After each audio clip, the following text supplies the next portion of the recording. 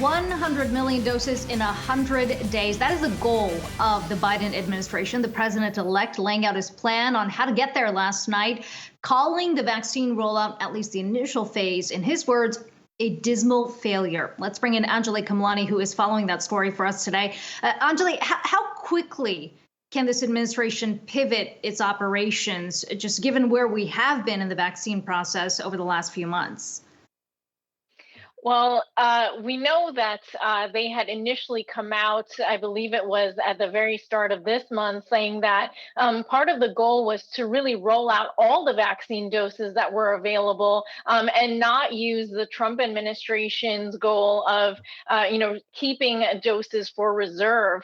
And they have a plan now that's released this morning that includes about 121 billion to help with that plus more. So 20 billion to vaccinations, 50 billion for testing expansion, 10 billion for the Defense Production Act, and that would include things like masks, gloves, and all sorts of protective equipment for frontline health workers, 30 billion to the disaster relief fund, including to activate the National Guard, as well as 11 billion for international support. And that last one, of course, is very interesting because we know that the Trump administration reverted from international support throughout the pandemic, specifically pulling funding from the World Health Organization and not supporting COVAX, which is that global vaccine effort. So a lot going on, really, when it comes to what the Biden administration is focused on. But we also know that what we've heard today from the Trump administration is kind of interesting because they seemed to want to sort of tag on and take control of the conversation about vaccine doses. And it seems to have fallen apart a little bit. I want you to listen to what Health Secretary Alex Azar said earlier this week. Third, we are releasing the entire supply we have for order by states rather than holding second doses in physical reserve.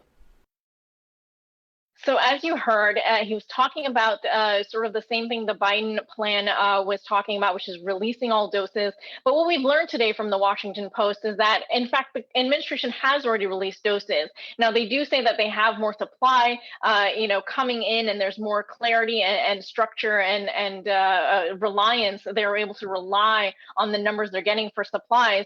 But it doesn't help that they announced this expansion and reaching the next phase of the vaccination process and a goal of reaching 1 million doses per day by next week. So what that means, what this new revelation means for that goal and how they will continue to release doses is now still in question. Akiko.